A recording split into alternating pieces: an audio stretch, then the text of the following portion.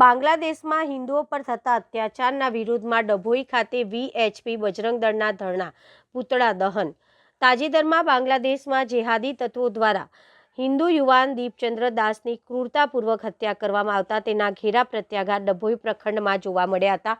કાર્યક્રમ દરમિયાન ઉપસ્થિત કાર્યકરોએ કટ્ટરપંથીઓ વિરુદ્ધ ઉગ્ર સૂત્રોચ્ચાર કરી પોતાનો વિરોધ નોંધાવ્યો। આ ધરણા પ્રદર્શનમાં વિશ્વ હિન્દુ પરિષદના દક્ષિણ ગુજરાત પ્રાંત ઉપાધ્યક્ષ તુષારભાઈ વ્યાસ, જિલ્લા વીએચપી સહમંત્રી રમેશભાઈ રાવલાની, ભાજપના હિરેન મહેતા સહિત વીએચપી અને બજરંગ દળના મોટી સંખ્યામાં કાર્યકરો જોડાયા હતા।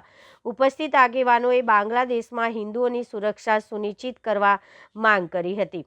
વિશ્વ હિન્દુ પરિષદના પ્રખંડ અધ્યક્ષ કલ્પેશ પટેલ આકરા શબ્દોમાં જણાવ્યું હતું કે જો હિન્દુઓ પર થતા અત્યાચારો તાત્કાલિક બંધ કરવામાં નહીં આવે તો આગામી દિવસોમાં વિશ્વ હિન્દુ પરિષદ દ્વારા જલદ અને આશ્ચર્યજનક કાર્યક્રમો આપવામાં આવશે।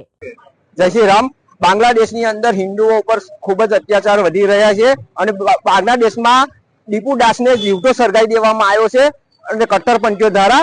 અને ભારતમાં જે બાંગ્લાદેશી ઘૂસપેઠીઓ કરોડોની સંખ્યામાં છે, તો ભારત સરકાર શું કરી રહી છે? ભારત સરકારે તાત્કાલિક બધા બાંગ્લાદેશીઓ અને ઘૂસપેઠીઓને બહાર નીકાળી દેવા જોઈએ તાત્કાલિક ધોરણે।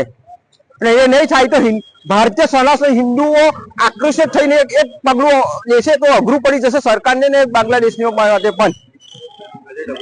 આજે ડભોઈ ખાતે વિશ્વ હિન્દુ પરિષદ બજરંગ દળ દ્વારા આક્રોશ પરિવર્તન કરવામાં આવ્યું છે અને જે વિરુદ્ધ સરકારનું પુતળાનું દહન પણ કરવામાં આવેલ છે અને ભારત સરકારને ચેતવણી પણ આપવામાં આવે છે કે ભારતમાં રહેલા તમામ ગેરકાયદેસર મુસલમાનો છે બાંગ્લાદેશી એમને તાત્કાલિક કાઢવાનો ઉપાય કરે, જેટલું બને એટલો જલ્દી, સરકાર ઉપર દબાણ લાવે ત્યાં નહીં।